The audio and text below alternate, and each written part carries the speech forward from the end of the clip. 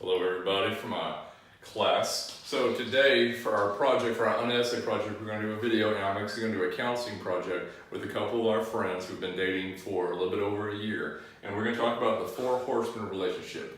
Now, the Four Horsemen were invented by Dr. John Gottman. Now, he was born April 26, 1942. That was a really hard date to remember. And he found out that based on just a learner profile of some people, giving them a couple of questions, understanding a little bit intricacies of their relationship, he could pinpoint with 90% accuracy if they were going to divorce, and in some studies, actually when they were going to divorce. Again, with 90% accuracy. I said this in my paper, there's people who train their brains and themselves all day long with cards to be able to get a 1% advantage over the house in Vegas, to get 51% advantage over 49%.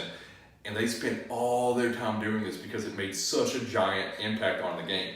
This is 90%, so that's huge. That's really take charge of things and look, and big red flags. This is probably something to look into if you got a relationship. Now, he broke down this into 4 different parts: criticism, defensiveness, contempt, and stonewalling. Now, we're just going to give a little bit of background on these things and how and what we can do to avoid them before we go into our counseling session with them.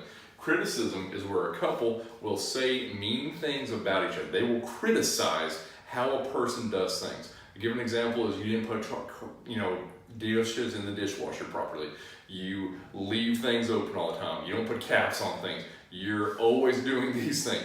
The opposite to criticism is I statements. I would really appreciate if you would do this. I like it when you do this. You look for the positive instead of the negative with criticism. Now, that's a very important thing for relationships and one everybody falls for all the time. I know I'm guilty of criticism. I'm sure you are. Everyone has done this at some point. And that's the point of this, is every couple does these to a certain point. It's just putting a stop to them. And if you do that, you can have a much better relationship.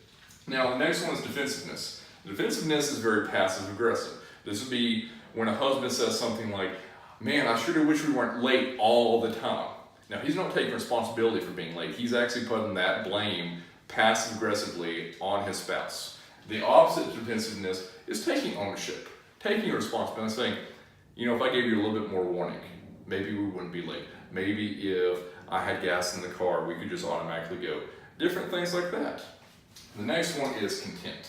And this is a really big one. In fact, he actually says this is the biggest one for breaking up relationships. Contempt is when a person is just vindictive. They will just say hurtful, mean things to one another. They'll make jokes, they'll use sarcasm, eye rolling, all kinds of things. Couples are very guilty of. Sometimes they can be serious, but sometimes they can even be very funny. You can be joking or be kidding, but either one of them can be hurtful to your spouse. The opposite for contempt, of course, is whenever you're trying to say positive things about the person. Okay, you actually, instead of saying negative things, you say, "I'm thankful for these things. I like how you blank. Remember that time that you did this successful." You do positive instead of negative.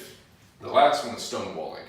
And this one is the absolute most serious of all 4 of them. However, it also takes the longest one to get into effect.